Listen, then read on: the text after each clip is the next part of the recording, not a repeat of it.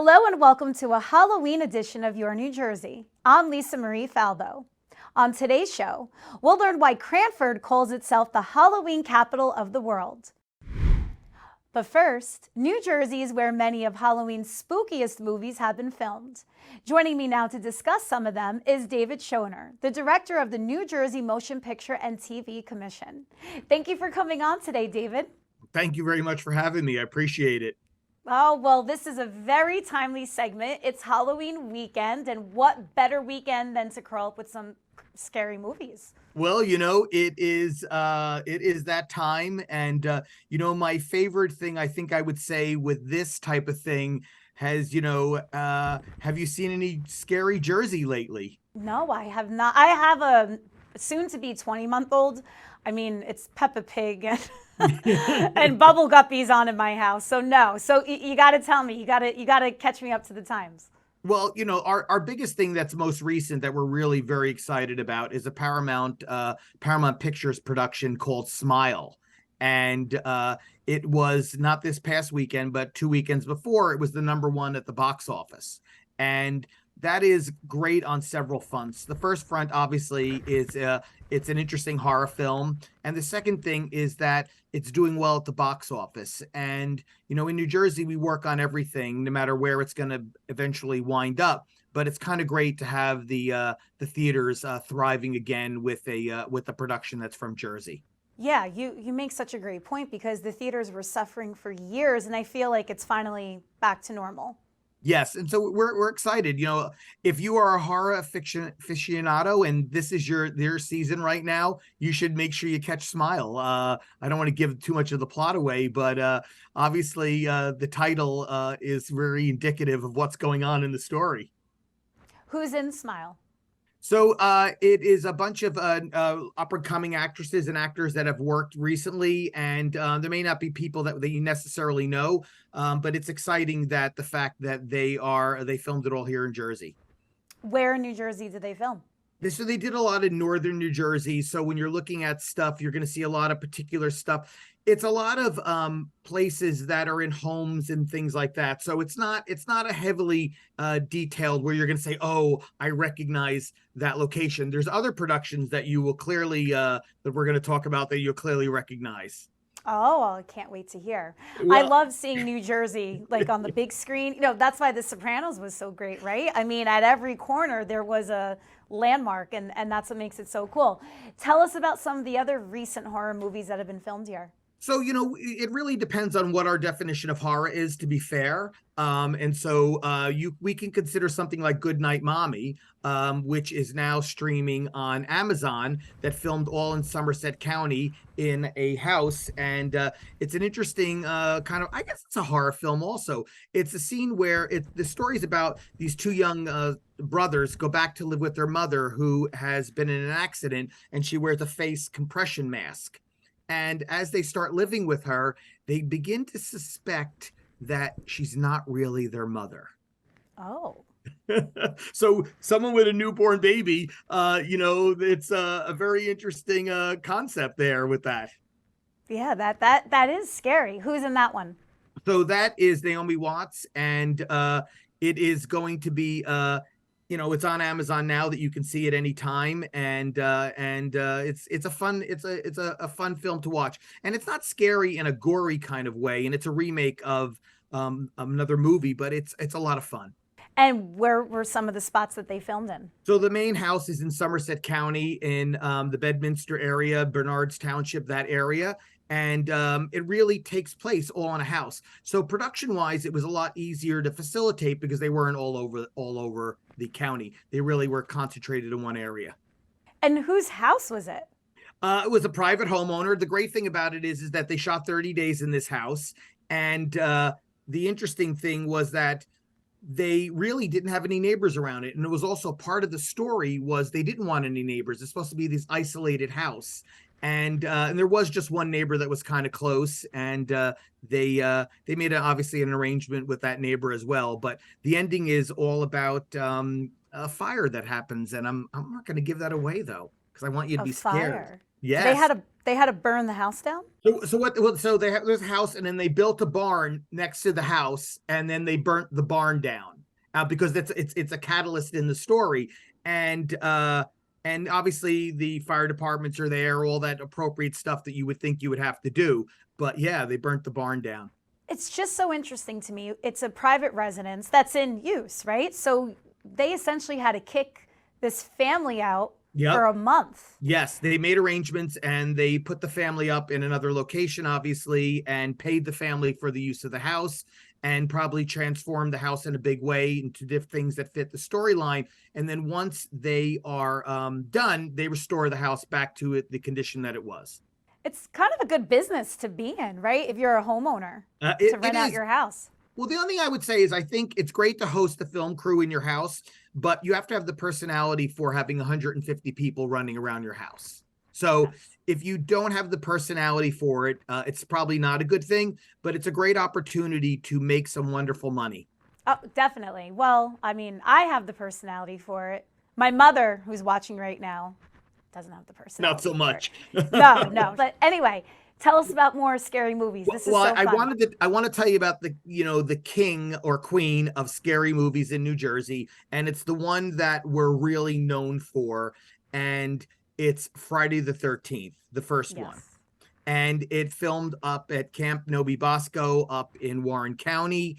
And it was never intended, I think, to have the notoriety or be that that kind of cult classic in that horror world that it was originally made for. And I'm not minimizing it. I don't want to do that, but they never I don't think they anticipated that it lives on forever.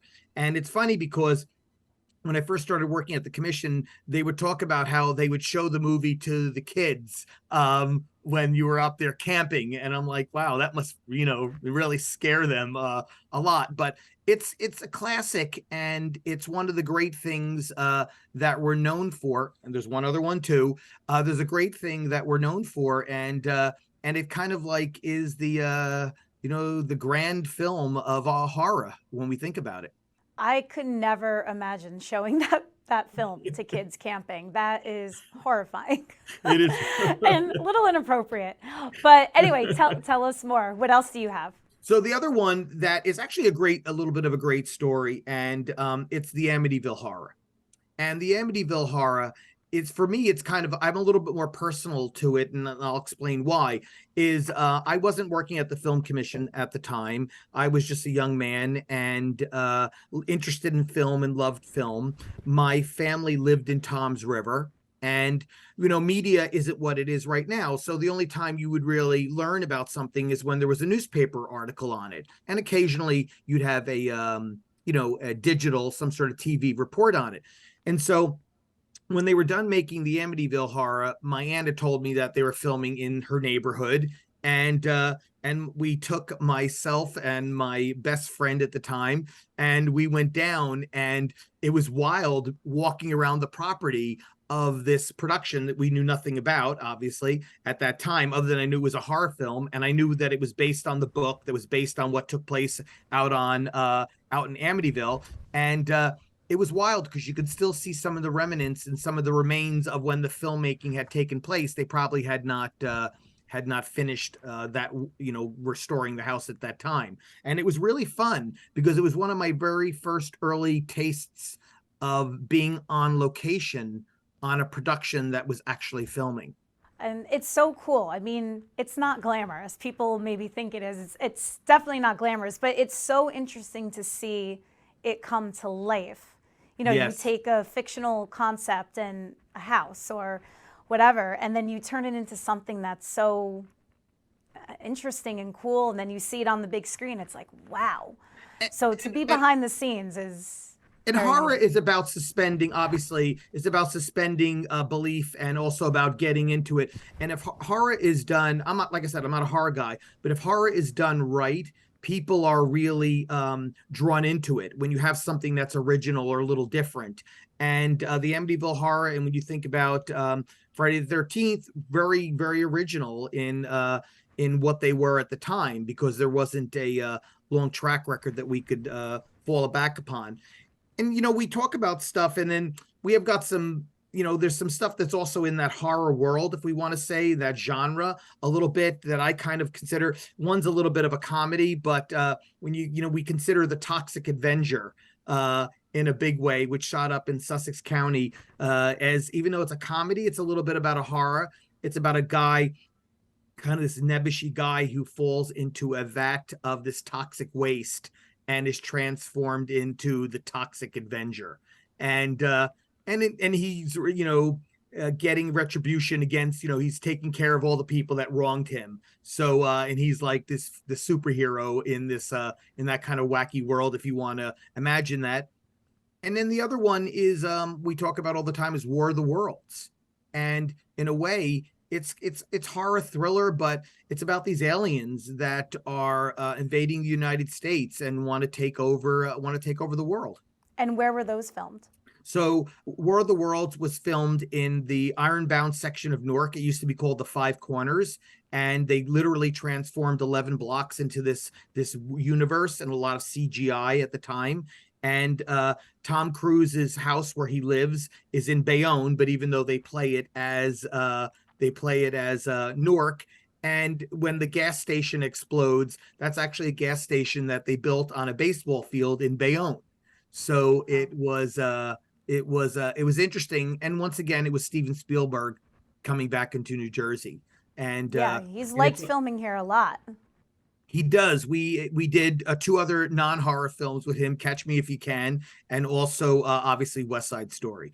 But War of the Worlds was, it was, when you think about it, and if you watch it, and it's obviously available, it's pretty scary. These tripods, these alien creatures are zapping people, and they disintegrate you, and so it's definitely scary. It's scary. You know what comes to mind too? Yes. I mean, I don't think it's in the horror genre, but I was living in Jersey City at the time when this was being filmed. The Joker. The Joker definitely is in that it's in that realm. It walks on it. And also, what else we could say that took place in Jersey City is Godzilla. Or even Independence Day, depending on what Wait, time out. I know we're talking about horror movies. Independence Day, like 1996 Independence Day? Yes. Okay, that's like a top 5 for me. I had no idea. Is it? Yes. Oh, yeah.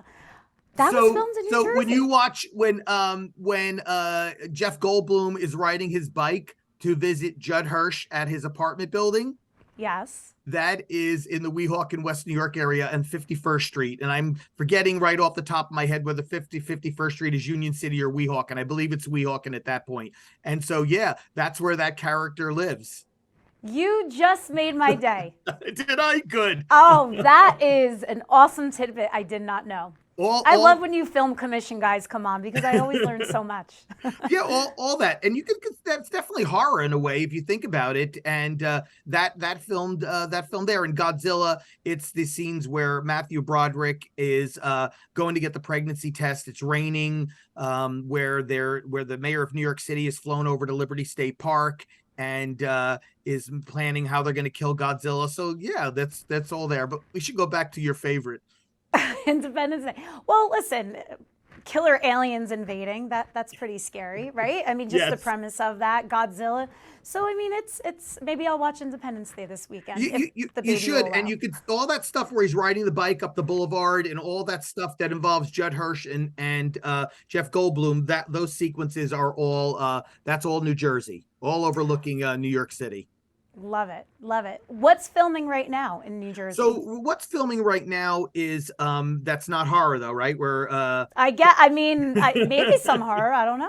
Well, I could tell you something that just recently finished up, and it's based on I believe a Belgian film. It's called Mother's Instinct, and it just finished up, and it stars Anne Hathaway and Jessica Chastain. And so they filmed in Cranford, and it is kind of a horror film. It's about this obsession between these two mothers after something happens to one of their kids. And I guess you can, suspense horror. It's in that kind of field and genre.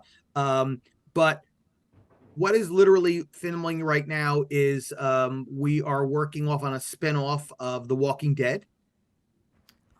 And it's a 6-part limited run series for The Walking Dead that is filming called Dead City. And that's exciting. and it involves the characters Magron, I think, and Maggie. I'm Negron and Maggie. Negron and Maggie. I'm not a watch Walking Dead on a regular basis. They're filming now, and we just ended with season 3 of Wu-Tang. Wu-Tang: An American Saga just finished filming, so we're excited about that too. I love how Anne Hathaway was filming, 20 minutes from where she grew up. You mentioned Tom Cruise before he came home. So I love it. And they must love it, right? They must love coming back to where it all began for them as A-list Hollywood stars and filming in their old backyards. It is really, and Anne Hathaway, we're 3 for 3 right now, just worthy. It's something that's going to be coming out soon called Armageddon Time. She was in Armageddon Time. She's also in a film that has not come out yet called Eileen that filmed here. And then you got Mother's Instinct. So it is coming home, and it's really kind of a great thing to have these local celebrities, local stars who are very successful coming back to the state to work. What is the state of the commission right now? I mean, you just rattled off a ton of projects, and there's so many more that we can talk about. I feel like New Jersey is really hot right now when it comes to movie making. We are, I use the term, we are booming. We are really booming. We have about 25 to 28 features filming right now, and anywhere from 8 to 13 TV series. Once again, depending on how you're categorizing various different states of production. And it is fantastic, and we are generating a lot of money, and it's all about jobs. That is the most important thing. It's the ability for people that live in New Jersey to work in this industry and go home at night and have dinner with their families. That's a big deal. And it's the economics of it, the image benefits, and everyone loves knowing Anne Hathaway is filming in their town, or some other person. It's quite exciting. David, this was so much fun. Thank you so much for coming on here. Where can people find out more about you and the New Jersey Film Commission? So the great thing is you just go to our website. All someone has to Google is the New Jersey Motion Picture Commission, and we'll pop up number 1. And there's a lot of great stuff on there. We have our Now Filming on there. We have a location database. If someone works in the industry or is a young person that wants to get into the industry, they can register with us. And it's chock full of things that a filmmaker would want to know, and also some people that are just interested in film. David, thank you so much. And if you ever need a new studio, we're going to register with you, because that would be so fun. Well, I have to tell you, we actually did one time before when we were working on the feature film Ransom with Mel Gibson, and it was a Ron Howard film. They used a New Jersey news studio. Oh, love that. And we worked on another movie with Harrison Ford. I forget what it was called, but it was a Good Morning, like a Good Morning America, Good Morning, that Today Show kind of morning show, and they filmed up at Media Mix in Alpine. Wow, that is really cool. So there is maybe one day I'm putting it out in the universe. Great, I love it. We're building a new studio right now. You never know. Great, I love it. David, thank you so much. Happy Halloween. Thank you. Cranford calls itself the unofficial Halloween capital of the world. Joining me now to discuss why is Karen Demian, the director of Cranford's Business and Economic Development. Thank you for coming on the show today, Karen. Thank you so much, Lisa, for having me. Well, as I told you off camera, you have the honor of being my first Your New Jersey repeat guest, and it's because of all the wonderful things you're doing with downtown Cranford. So please educate us what you have coming up on Halloween weekend. Well, there's a lot going on. Our biggest event is the Scarecrow Stroll, where we have over 100 scarecrows throughout our downtown, made by organizations and families and schools. So we get a lot of foot traffic, especially on the weekends, walking through our downtown to see all the amazing creations people have made. We also have a few other events, a Rocky Horror Picture Show. So if it's anything Halloween, Cranford is your place. Yes, it is. So let's go back to the Scarecrow Stroll, though, Sure. because you have so many innovative scarecrows that so many people in the community created. Tell us about these creations. Well, we have a little bit of everything. We had one school create the Beatles Abbey Road scene, which is pretty neat. We have something called Ghostbusters Day. So we're going to be showing Ghostbusters at our Cranford Theater. We're going to have a slime making station at Fire Me Up Studio, a Stay Puft marshmallow station right, in the center of town and a Ghostbusters scavenger hunt. We're also going to have Ecto One visiting us. It's going to be right in front of the theater. That's the Ghostbusters car. So, we're really all about Ghostbusters on the 29th. We're also going to have an apple pie eating contest. Apple pie is probably my favorite dessert. And you're having an amazing apple pie contest. Tell us all about it. Sure. So on Sunday, the 30th, at 4 o'clock, we have an apple pie contest at Eastman Clock Plaza. Anyone can participate. They just have to bring an apple pie or an apple baked good. We're partnering with our local farm, Dryers Farms. They're going to be one of our judges. And we do a taste testing and we announce the apple pie winner for the year. It's very competitive. People have a lot of fun, and I can't say I always have dinner that night. I'm usually full of apple pie, but it's a great day. How do you get the local businesses and nonprofits involved? Well, our businesses really embrace Halloween, so they actually create scarecrows themselves. Sometimes we'll have them be judges in some of our contests. So one of our bakeries is going to be a judge in the apple pie contest. We work with some of our nonprofits to either we're working on an event together. So we have one coming up called Witches Night Out that we're working with the Women's Club. We just did an event with our fire department for Cranford Family Care called Serial Killer Dominoes, where we collected 650 boxes of cereal that we ended up donating, but we did like a live domino run for the kids. That was really fun. So we really try to get everybody involved and make it a town effort. Where did these ideas come from? Because you have so many good ones. I don't know. I mean, I think like sometimes people come to us with ideas. Sometimes we borrow ideas from other towns, and sometimes we just come up with them, and we don't know how, but we somehow make it work. This is the 12th annual stroll. So obviously the community has embraced this event as an annual Halloween tradition. When it first started, I think we probably had about 50 to 60 scarecrows. This year we have about 120. And it is definitely an event that everyone looks forward to. And we're really lucky. We have a lot of surrounding areas that, that people come from out of town to visit us, which is great. We love the foot traffic. We love them visiting our wonderful businesses and seeing everything that Cranford has to offer. What's the trick-or-treating culture like in Cranford? Trick-or-treating is definitely serious business in Cranford. So no matter what day Halloween falls on, you'll see the kids going door to door in Cranford, doing trick-or-treating. We also have people like that will also trick-or-treat downtown. So yeah, trick-or-treating serious business. Whatever day Halloween falls on, there's kids out. So there really is something for everyone in downtown Cranford during Halloween and really all year long. I'm sure right after Halloween, you go right into the Christmas season. Can you kind of tease us as to what you have planned? Sure. So we really focus on Small Business Saturday, which is the Saturday after Thanksgiving. We really focus on reminding our community to shop small. We usually do an event where every $10 somebody spends in our downtown stores, they're entered to win a prize.